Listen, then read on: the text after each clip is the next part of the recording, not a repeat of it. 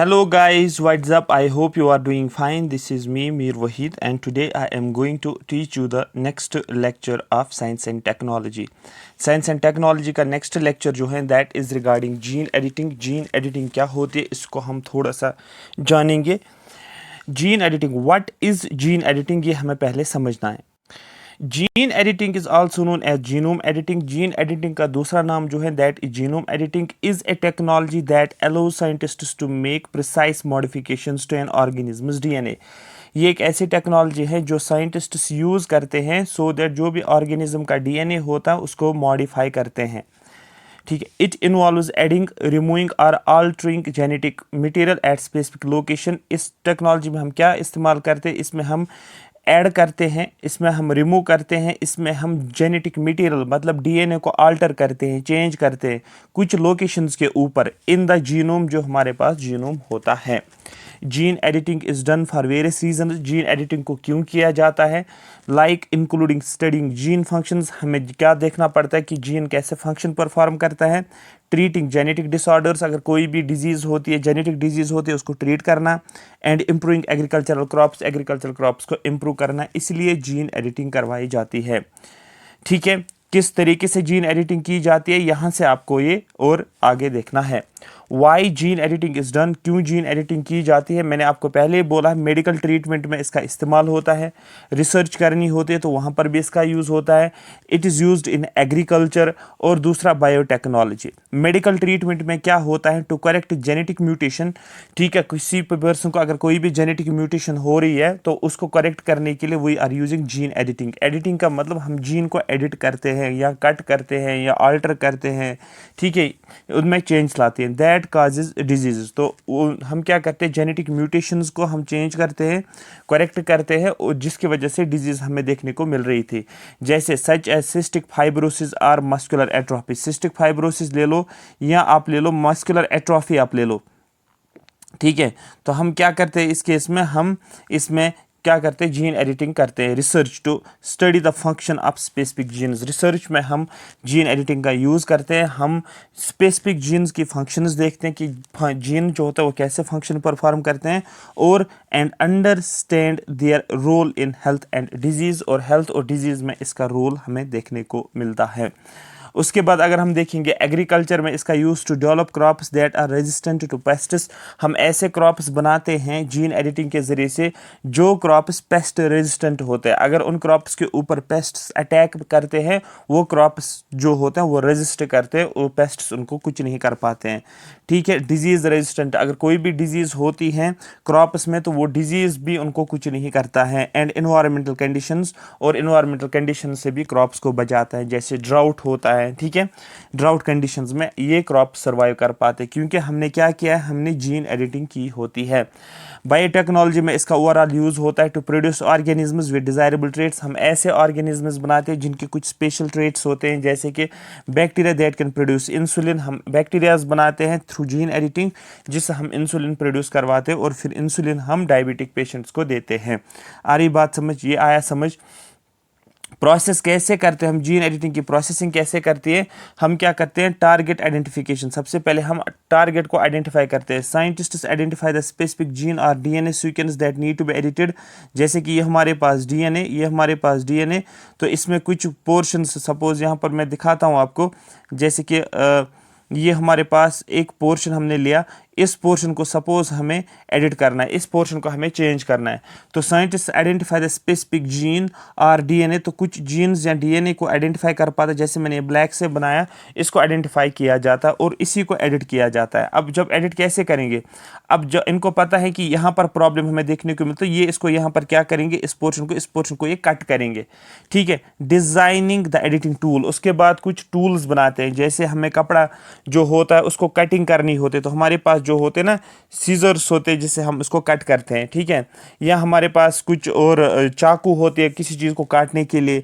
जैसे अगर डॉक्टर होता है उसको किसी को ऑपरेशन करना होता है तो उनके पास सीजर्स होते हैं जो स्किन को कट करते हैं, या बॉडी के ऑर्गन्स जो होते हैं उनको कुछ चेंज करने होते तो सीजर्स का इस्तेमाल किया जाता है। तो यहाँ पर मैं सीजर्स तो नहीं बोलूँगा, यहाँ पर मैं जीन एडिटिंग टूल्स के नाम से आपको बोल सकता हूँ। तो सेकंड स्टेप में हम क्या करते हैं, जीन एडिटिंग टूल्स को बनाते हैं। A gene editing tool such as CRISPR-Cas9, हम किसका इस्तेमाल करते हैं, CRISPR-Cas9 एक जीन एडिटिंग टूल है। क्वेश्चन आपका क्या बनेगा, CRISPR-Cas9 is used in case of, आपको बोले gene editing, this is a gene editing tool is design to target a specific DNA sequence. तो इसको डिजाइन किया जाता है और इसी का इस्तेमाल करके हम ये जो है ये DNA सीक्वेंस को हम क्या करते हैं, एडिट करना चाहते हैं।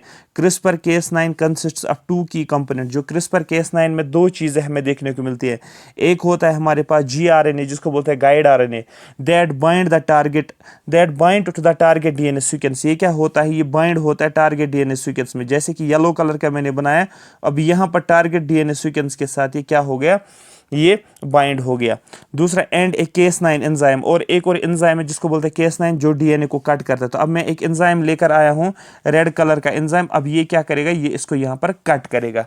तो सबसे पहले गाइड RNA क्या करता है, ये टारगेट DNA के साथ बाइंड हो जाता। तो येलो कलर का मैंने लाया और ये बाइंड हो गया किसके साथ, जो हमें ये पोर्शन जो है इसको टारगेट करना था। जब टारगेट किया तो फिर मैंने एक एंजाइम लाया जिसको बोलते हैं Cas9, और Cas9 से हमने क्या किया, यहाँ पर कटिंग करनी शुरू कर दी। कट हमने दिया क्योंकि हमें इस पोर्शन को चेंज करना था, इस पोर्शन में एडिटिंग करनी है। तो क्वेश्चन आपका बनेगा CRISPR-Cas9 tool is used in case of, आपको बोला जीन एडिटिंग। दूसरा क्वेश्चन आपको पूछा जाएगा CRISPR-Cas9 कितने पार्ट्स का है, आपको बोला 2 पार्ट्स से बना है। एक इसमें RNA होता है जिसको गाइड RNA बोलते हैं, जो टारगेट को बाइंड होता है, जुड़ जाता है उसके साथ। और दूसरा जो होता है Cas9 एंजाइम जो होता है, ये एक एंजाइम होता है, Cas9 एक एंजाइम होता है जो DNA को कट करता है। तो क्वेश्चन आपको बनता है DNA को कट करने के लिए हमारे पास Cas9 यूज होता है। अब थर्ड हम बात करेंगे, तीसरा step, the gene editing tool is delivered into a target cell. अब हम क्या करते हैं, जीन एडिटिंग टूल जो हो हमारे पास है उसको टारगेट सेल में हम लेकर जाते हैं। This can be done using various methods, हमारे पास बहुत सारे मेथड्स हैं, क्योंकि अगर हमारे पास जीन एडिटिंग टूल है उसको टारगेट सेल पे लेकर जाना है, हम कैसे कर सकते हैं, बहुत सारे तरीके हैं। जैसे कि वायरल वेक्टर्स और डायरेक्ट इंजेक्ट, या हम वायरल वेक्टर्स के जरिए से ले उसको टारगेट करते हैं, या हम डायरेक्टली इंजेक्ट करते हैं। उसके बाद हमें क्या करना पड़ता है, DNA को कट करना पड़ता है outside once inside the cell। जब हम सेल के अंदर चले जाते हैं, the Cas9 enzyme guided by gRNA locates and cuts the target DNA sequence। जब सेल के अंदर चले जाता है, ये Cas9 एंजाइम जाता है और ये लोकेट करता है किस जगह पर मुझे कट करना है, क्योंकि वो लोकेशन इसको कौन दिखाता है, ये gRNA वहां पर उसने लोकेट किया होता है कि इस जगह पर हमें जो है टारगेट को कट करना होता है, और फिर ये एंजाइम कटिंग करना शुरू कर देता है। DNA को रिपेयर, क्योंकि जिस पोर्शन को हमें कट करना था, क्योंकि उसको रिपेयर करना है तभी तो कटिंग करते हैं, ठीक है। The cell's natural repair mechanism are triggered, हमें सेल का जो अपना मैकेनिज्म होता है रिपेयर होने का, वो ट्रिगर होता है टू रिपेयर, ठीक है, triggered to repair the cut. This repair process can be harnessed to either disable by a gene, correct a gene और insert a new piece of gene. अब हम ये रिपेयर प्रोसेस कैसे कर सकते हैं, ठीक है। या हमारे पास क्या होता है, हमारे पास 3 टेंडेंसीज होती हैं। हम जीन को, जो जीन म्यूटेशन को करेक्ट कर सकते हैं, या हम क्या कर सकते हैं, इंसर्ट कर सकते हैं नया पीस, या जो हमारे पास ऑलरेडी जीन है उसी को हम मॉडिफाई करके ठीक कर पाते हैं। मेरी बात समझ आ रही है? जैसे कि किसी ने कोई जीन्स पहनता है, ठीक है। अब जीन्स जो हैं, ठीक है, इसने जीन्स लगा लिया, अब वहां पर किसी जगह फॉर एग्जांपल उस जीन्स में थोड़ा सा नी के ऊपर कट आ गया, अब क्या करोगे, अब पहले आप क्या करोगे, आप इसको क्या करोगे, किसके पास लेकर जाओगे, टेलर के पास लेकर जाओगे। टेलर क्या करेगा, पहले टारगेट करेगा वो कहां पर मुझे इसको कट करना है, तो दैट मीन्स उसको गाइड RNA मिलेगा जो उसको जो है टारगेट दिखाएगा। फिर वो अपना जो उसके पास सीजर होती है, या उसके पास जो भी कटिंग करने के लिए टूल होता है, उस कटिंग टूल को फिर यहाँ पर ये कट करना शुरू कर देता है। फिर ये सोचेगा जो ये पीस मैंने इससे काटा, जो जीन से मैंने ये कटिंग की है, क्या इसी पीस को मैं वापस लगा लूं जोड़ के, या मैं कोई नया पीस उठा लूं और उसको यहां पर लगा लूं। आ रही बात समझ? तो ये इस तरीके से जो होता है हमें इस्तेमाल होता है gene editing. I hope gene editing वाला कॉन्सेप्ट आपको क्लियर हुआ होगा। एप्लीकेशंस मैंने आपको पहले बोला मेडिकल ट्रीटमेंट में, एप्लीकेशंस मैंने बोला रिसर्च में हम इस्तेमाल करते हैं, ठीक है। यहाँ पर एग्रीकल्चर में पेस्ट रेजिस्टेंट से ऑलरेडी मैं आपको बोल चुका हूँ। बायोटेक्नोलॉजी में भी मैंने इंसुलिन प्रोडक्शंस के लिए भी आपको ये बोला है, क्योंकि ये मैंने यहाँ पर ये आपको क्लियर किया है कि हम जो हैं इसको कहाँ पर इस्तेमाल करते हैं। यहाँ पर आप देख सकते हो, यहाँ पर मैंने मेडिकल ट्रीटमेंट, यहाँ पर रिसर्च, यहाँ पर एग्रीकल्चर, यहाँ पर बायोटेक्नोलॉजी। आई होप मेरी बात आपको पूरी की पूरी समझ आई होगी। वो डिटेल मैंने ऑलरेडी आपको बताई है, यहाँ पर लिखा हुआ है। अब आपके स्क्रीन के ऊपर कुछ क्वेश्चंस हैं जिनको आपको आंसर करना है। अगर आपने इनको आंसर किया आप ये समझोगे कि आपको ये कॉन्सेप्ट जो है क्लियर हो गए। सबसे पहले what is DNA profiling used for, ठीक है, डीएनए प्रोफाइलिंग हम किस लिए इस्तेमाल करते हैं। आप थोड़ा सा दिमाग लगाओ, किस लिए इस्तेमाल करते हैं डीएनए प्रोफाइलिंग, क्यों करते हैं प्रोफाइलिंग। मैंने आपको क्राइम पेट्रोल का सीन भी बोला था, आपको सीआईडी भी मैंने आपको बोला था। हम एक इंडिविजुअल को आइडेंटिफाई करते तभी हम उसका डीएनए फिंगरप्रिंटिंग जिसके नाम से जाना जाता है उसके लिए हम क्या करते हैं, डीएनए प्रोफाइलिंग का यूज करते हैं। ठीक है, उसके बाद next question, which technique is commonly used in DNA profiling. DNA profiling में हम कौन सी टेक्निक का इस्तेमाल करते हैं, डायरेक्ट क्वेश्चन पूछा जाता है। मैंने आपको बोला है हमारे पास शॉर्ट टैंडम रिपीट्स होते हैं जो हम इस्तेमाल करते हैं। देखो ये क्वेश्चंस आपको तब ही समझ में आ जाएगा जब आप सारा कॉन्सेप्ट समझोगे, अदरवाइज आप उसको याद करके जाओगे एग्जाम में आपका हेल्प नहीं करेगा, क्योंकि वो कोई भी क्वेश्चन बना सकता है ना बायोटेक्नोलॉजी से। इसीलिए मेरा हैबिट हमेशा यही रहता है, पहले मैं कॉन्सेप्ट्स को ही अच्छे से क्लियर करवाता हूँ, फिर एमसीक्यूज, आप कोई भी एमसीक्यू आप लगा लो, इनके ऊपर आप इजीली क्वेश्चंस को हैंडल कर सकते हो। किसी भी बुक से लगा लो, नेट से लगा लो, बुक से लगा लो, आपके सारे क्वेश्चंस बन जाएंगे। Third, what causes single gene disorder, ठीक है, सिंगल जीन डिसऑर्डर किसकी वजह से होता है। आप बोल सकते हो जीन डिसऑर्डर जो होता है ये म्यूटेशन होता है वन पर्टिकुलर जीन का, तभी इसको बोला जाता है सिंगल जीन डिसऑर्डर के नाम से। ठीक है, यहाँ पर ये मैंने ऑलरेडी आपको बताया था, which disorder results from an extra chromosome 21। ऐसा कौन सा डिसऑर्डर है, जेनेटिक डिसऑर्डर है जो कि किसकी वजह से होता है, एक एक्स्ट्रा क्रोमोसोम जो 21th क्रोमोसोम है वहाँ पर हमें देखने को मिलता है। इसको हम बोलते हैं, हम डाउनज सिंड्रोम हमने बोला है। ठीक है, क्लियर हो गया। उसके बाद हमारे पास एक और क्वेश्चन है स्क्रीन के ऊपर, आप देख सकते हो, what is the primary goal of gene therapy. Gene therapy हम क्या क्यों करते हैं, to identify genetic disorder, to prevent genetic mutations, to replace defective genes with healthy ones, to study DNA structure. क्यों हम जीन थेरेपी, अभी मैंने पढ़ा है जीन थेरेपी हम क्यों करते हैं। जीन थेरेपी हम सर इसलिए करते हैं क्योंकि हमारे पास जो भी डिफेक्टिव जीन्स होते हैं, मैंने अभी बोला आपको, जो आपने, ठीक है, जो आपका डिफेक्टिव जीन्स होते हैं ना, ठीक है, डिफेक्टिव जीन्स होते हैं उनको रिप्लेस करते हैं हेल्दी वन से। जैसे मैंने आपको एक एग्जांपल बोला, आपके पास कोई पैंट था, जीन्स पैंट, और उस पैंट को आपने किसके पास लिया है, या ट्राउज़र कोई हुआ है आपके पास, आप उसको टेलर के पास लेकर जाते हो और नीज़ के ऊपर वो कटिंग उसकी हुई है, नीज़ के ऊपर वो ख़राब हो गया, तो आप क्या करते हो, उस डिफेक्ट को आप ठीक करना चाहते हो, या तो आप क्या करते हो, कोई नया पीस वहाँ पर जोड़ देते हो और आपका वो जो ट्राउज़र जो था या जीन्स पैंट जो आप पहनते हो, ठीक है, वो आप इस्तेमाल कर सकते हो फिर से। Which type of gene therapy fixes genes in body cells. कौन सा टाइप ऑफ जीन थेरेपी में हम जीन्स को फिक्स करते हैं बॉडी के सेल्स में। Somatic cell genetic gene therapy इसको बोला जाता है। हमारे पास दो टाइप्स ऑफ जीन थेरेपी, एक होता है जर्म सेल, मैंने आपको पहले बोला जर्म सेल में क्या आता है, एक आता है स्पर्म होता है एग सेल में, वहाँ पर जब हम थेरेपी करते हैं तो वो जर्म लाइन होती है। और उसके बाद हमारे पास दूसरा सोमैटिक सेल जो होता है, ये ऐसी जीन थेरेपी होती है जहाँ पर हम बॉडी के सेल्स में हम कर पाते हैं। ठीक है, what is CRISPR Cas9 used for in gene editing. CRISPR Cas9 हम किस लिए इस्तेमाल करते हैं जीन एडिटिंग में। आप बोलोगे सर क्रिस्पर Cas9 हम इस्तेमाल करते हैं to cut out special part of DNA. CRISPR Cas9 का इस्तेमाल करते हैं क्योंकि इसमें Cas9 एंजाइम होता है जो स्पेसिफिक पार्ट डीएनए को कट करने के लिए इस्तेमाल किया जाता है। क्लियर हो गया। नेक्स्ट क्वेश्चन जो है, what is the purpose of engineered nucleases in gene editing. जो इंजीनियर्ड न्यूक्लियसेस जो होते हैं हम किस लिए इस्तेमाल करते हैं, न्यूक्लियसेस हम Cas9, ठीक है, इसको हम यूज करते हैं to cut at specific sequences के ऊपर कट किया जाता है। जैसे कि इंजीनियर्ड न्यूक्लियस आर एंजाइम्स, ये हमारे पास क्या होता है, एंजाइम्स होते हैं जो डीएनए को कट करते हैं। तो न्यूक्लियस आपको याद रखना है जो कटिंग के लिए इस्तेमाल किया जाता है। और लाइगेस जो होता है ना, लाइगेस जो होता है ये जोड़ने में इस्तेमाल होता है, दो चीज़ों को जोड़ने में इस्तेमाल होता है। लेकिन जो आपके पास ये होते हैं ये न्यूक्लियस जो होता है आपके पास, ये कटिंग के लिए हेल्पफुल होता है। नेक्स्ट क्वेश्चन जो है, which analogy best describes DNA profiling. DNA profiling में हम क्या बोलते हैं, मैंने आपको पहले बोला है कि डीएनए प्रोफाइलिंग का दूसरा नाम जो होता है that is DNA fingerprinting. Creating a unique fingerprint हम क्रिएट करते हैं जिससे हम एक इंडिविजुअल को फिर आइडेंटिफाई कर पाते हैं। What makes short tandem repeats useful in DNA profiling. DNA profiling में ऐसा क्या है जिसकी वजह से शॉर्ट टैंडम रिपीट्स यूजफुल हमें देखने को मिलते हैं। They are highly variable among individuals, क्योंकि यह इंडिविजुअल टू इंडिविजुअल वेरी करता है, इसीलिए जो होते हैं शॉर्ट टैंडम रिपीट जो होते हैं ये डीएनए प्रोफाइलिंग में इस्तेमाल होता है। तो यहाँ पर आप देखो कि short tandem repeats are highly variable DNA sequences. ये क्या होते हैं actually short tandem repeats?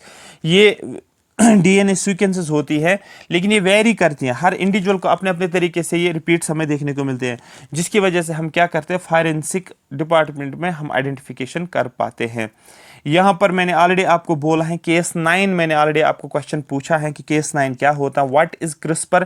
CRISPR का फुल फॉर्म याद रखना है, clustered regularly interspaced short palindromic repeats के नाम से इसको जाना जाता है। I am repeating it, it stands for clustered regularly interspaced short palindromic repeats के नाम से जाना जाता है। ये कैसे काम करता है? CRISPR is like a genetic scissor, ये सीजर एक होता है जो कटिंग में हेल्प करता है।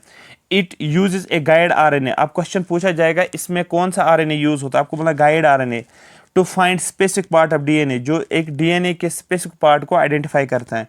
और इसमें एक प्रोटीन होता है, एक एंजाइम होता है जिसको बोलते हैं Cas9 एंजाइम, जो इसको कट करता है, किसको? डीएनए को कट करता है। तो आरएनए आइडेंटिफाई करता है लोकेशन को, और Cas9 जो होता है प्रोटीन या एंजाइम, ये कट करता है। आई होप मेरी बात आपको समझ आ रही होगी, ठीक है। तो ये भी आपका डायरेक्ट क्वेश्चन बनता है कि जीन एडिटिंग में हम इसको यूज करते हैं। जीन साइलेंसिंग, जीन को साइलेंट किया जाता है, ये इंपॉर्टेंट है, क्वेश्चन डायरेक्टली बनेगा। जीन साइलेंसिंग का मतलब क्या है?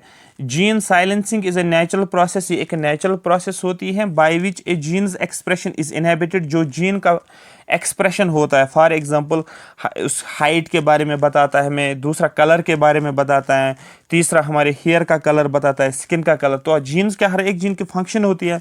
तो जीन के जो भी एक्सप्रेशंस होते हैं उस चीज़ को वो इनहेबिट करता है, उस चीज़ के ऊपर वो रोकता है, और कंप्लीटली टर्नड ऑफ, या वो कंप्लीट उस जीन को टर्न ऑफ करता है, स्विच ऑफ करता है, रोक देता है उसके फंक्शंस को। This occurs at various levels, ये बहुत लेवल्स पे हमें देखने को मिलता है, इंक्लूडिंग ट्रांसक्रिप्शन, आरएनए प्रोसेसिंग। तो जीन साइलेंसिंग ट्रांसक्रिप्शन में भी हम देखने को मिलेगा, इसको हम आरएनए की प्रोसेसिंग के टाइम पे और ट्रांसलेशन के टाइम पे। ट्रांसक्रिप्शन का मतलब होता है जब डीएनए हम कन्वर्ट करते हैं आरएनए में, इसको ट्रांसक्रिप्शन बोलते हैं।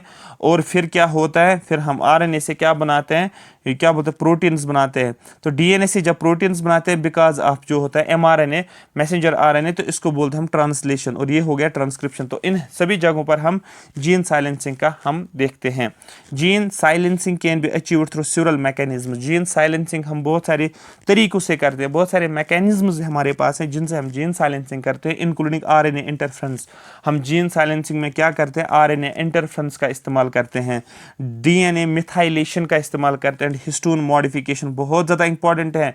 डायरेक्ट क्वेश्चन बनता है आरएनए इंटरफ्रेंस कहाँ पर यूज होता है, आपको बोलना है this is one of the mechanisms used in the gene silencing. Direct question बनता है why gene silencing is done. अब आपके माइंड में क्वेश्चन आएगा ना, सर क्यों जीन साइलेंसिंग करवाए जा रहे हो, क्यों करवाया जाता है, क्यों साइंटिस्ट ऐसा करते हैं?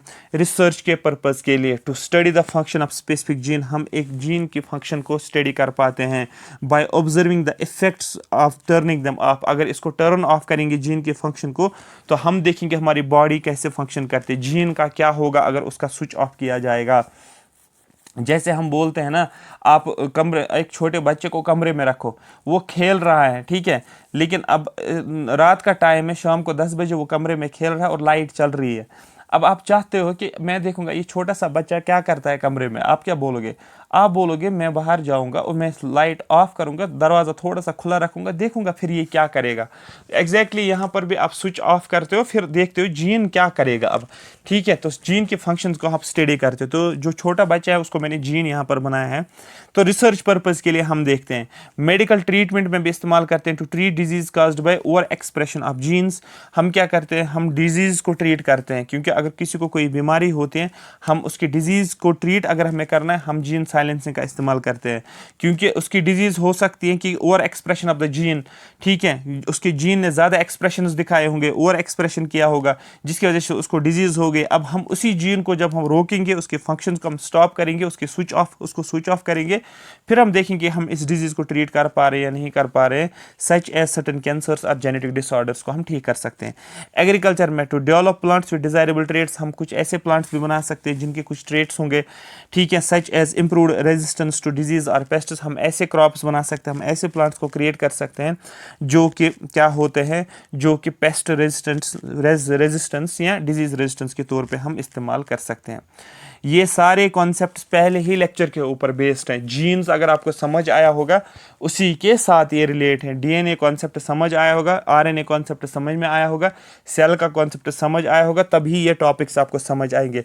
अदरवाइज अगर आप साइंस एंड टेक्नोलॉजी वैसे पढ़ोगे जैसे आप पढ़ते हो कि ऊपर ऊपर से पढ़ लिया, तो उससे आपको हेल्प नहीं होगी, वो आपका टाइम वेस्ट होगा और आपको लगेगा शायद मैंने पढ़ा है, वो आपने नहीं पढ़ा होगा। क्योंकि ये टेक्निक्स हैं, ये समझना ज़रूरी है, ये मैकेनिज्म्स हैं, ये देखना कैसे काम कर रहा है, ठीक है। अब देखो, मैंने आपको डीएनए प्रोफाइलिंग के बारे में बताया, मैंने आपको सीआईडी के एग्जांपल बोले, जो क्राइम पेट्रोल अभी चल रहा है या सीआईडी चल रहा है, टीवी पे हम देख रहे थे, वो किस तरीके से अगर कोई डेड बॉडी होती है उसको आइडेंटिफाई करना होता है, या किसी ने कोई क्राइम किया होता है, फिर जब पकड़ते हैं उसको, उससे डीएनए सैंपल ले लेते हैं, फिर चेक करते हैं क्या ये इस क्राइम में इन्वॉल्व था या नहीं था। अब आपको माइंड में आया होगा ना, हाँ बिल्कुल ऐसे ही तो होता है। तो जब तक आप इन चीज़ों को फील नहीं करोगे तो ये कॉन्सेप्ट जो है आप भूल जाते हो और ये फिर समझ नहीं आता है।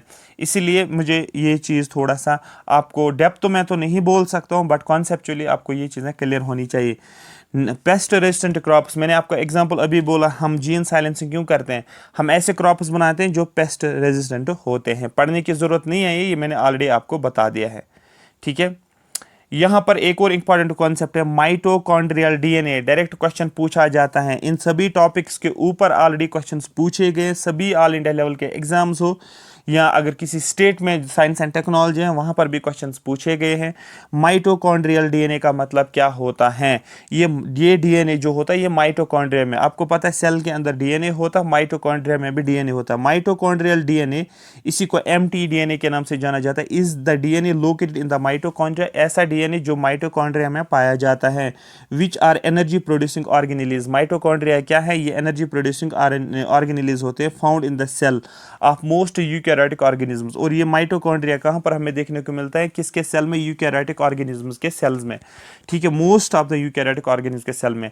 अनलाइक न्यूक्लियर डीएनए, जो हमारे पास न्यूक्लियर डीएनए होता है, which is inherited from both parents. Nuclear DNA, जो न्यूक्लियस में डीएनए आता है ना, न्यूक्लियस के अंदर जो डीएनए आता है ना, वो हमने दोनों पेरेंट्स से लिया होता है, वो फादर से भी लिया होता है, मदर से भी लिया होता है, तब ये न्यूक्लियस के अंदर डीएनए है। लेकिन इसी डीएनए में अगर हम यहाँ पर देखेंगे, इसी सेल के अंदर क्या है, यहाँ पर ये माइटोकॉन्ड्रिया है। अब इस माइटोकॉन्ड्रिया के अंदर भी क्या होगा, इस माइटोकॉन्ड्रिया के अंदर भी डीएनए होगा, ठीक है। तो एक तो ये हो गया न्यूक्लियस के अंदर डीएनए, दूसरा हो गया माइटोकॉन्ड्रिया के अंदर डीएनए।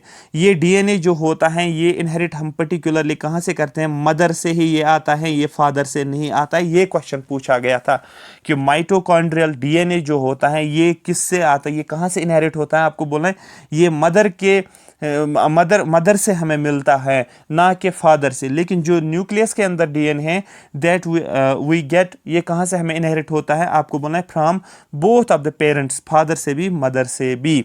इसके पीछे एक बड़ा रीज़न है क्यों मदर से ही आता है, ठीक है, इसके ये मैं बताऊंगा आपको अभी, ठीक है। अब यहाँ पर आपको देखो, why mitochondrial DNA inherited from the mother, क्यों माइटोकॉन्ड्रियल डीएनए मदर से आता है। आपको याद रखना है mitochondrial DNA is inherited maternally, ठीक है। तो माइटोकॉन्ड्रियल डीएनए जो होता है, माइटोकॉन्ड्रिया के अंदर जो डीएनए होता है वो मदर से आता है, माँ से आता है। Because the mitochondria in the sperm are typically destroyed, क्योंकि जो स्पर्म सेल हमारे पास होती है और एग सेल हमारे पास होती है, ये स्पर्म सेल होता है मेल्स में, ये एग सेल होती है फीमेल्स में। क्योंकि माइटोकॉन्ड्रिया जो होता है स्पर्म का वो डिस्ट्रॉय होता है, स्पर्म का माइटोकॉन्ड्रिया हमने नहीं लिया होता है, ठीक है, आफ्टर फर्टिलाइजेशन। जब हम देखो एक्चुअली थोड़ा सा इस कॉन्सेप्ट को समझना बहुत ज़्यादा ज़रूरी है, ठीक है। जैसे कि हमारे पास एग सेल है, ध्यान से देखना, ये हमारे पास आप बोल सकते स्पर्म सेल आप ले लो, और ये वाली सेल मैंने एग सेल ली है, ग्रीन कलर सेल मैंने एग सेल ली है।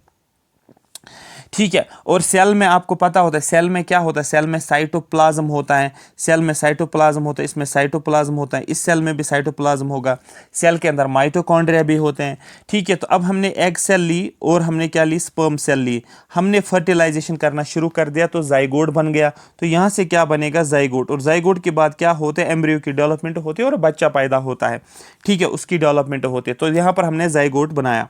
अब यहाँ पर क्या होता है, देखो, mitochondrial DNA is inherited मैटरनली, mitochondrial DNA जो होता है वो मदर से मिलता है, because the mitochondria because the mitochondria in the sperm, जो स्पर्म के अंदर माइटोकॉन्ड्रिया होता है उसको डिस्ट्रॉय किया जाता है, क्योंकि माइटोकॉन्ड्रिया कहाँ पर आपको देखने को मिलेगा, साइटोप्लाज्म में माइटोकॉन्ड्रिया। तो ये मैंने